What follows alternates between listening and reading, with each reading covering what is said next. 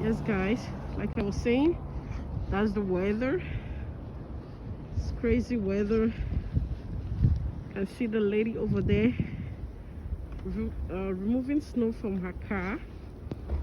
You know, these are one of the difficulties when you have to living in Canada.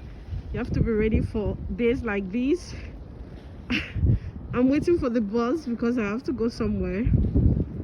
Can't drive right now because of the snow, so I want to take a public transport. So you see,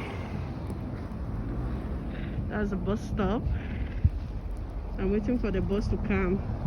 Usually it takes a very long time because right now the bus should have passed at least 2 minutes ago, but right now I'm still waiting for the bus, so it's more than 2 minutes already.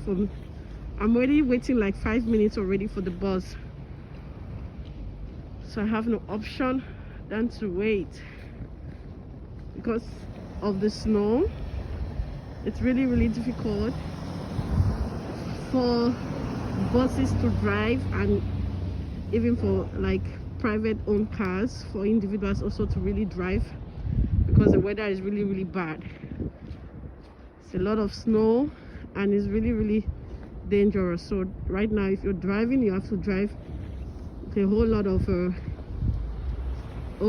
care, because you don't want to make an accident in this type of a terrible weather.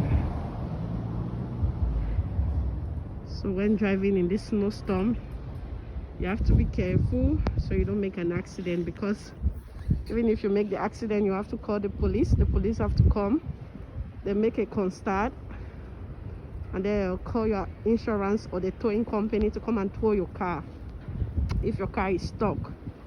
So they have to come and tow your car, and then you look for other means of transportation.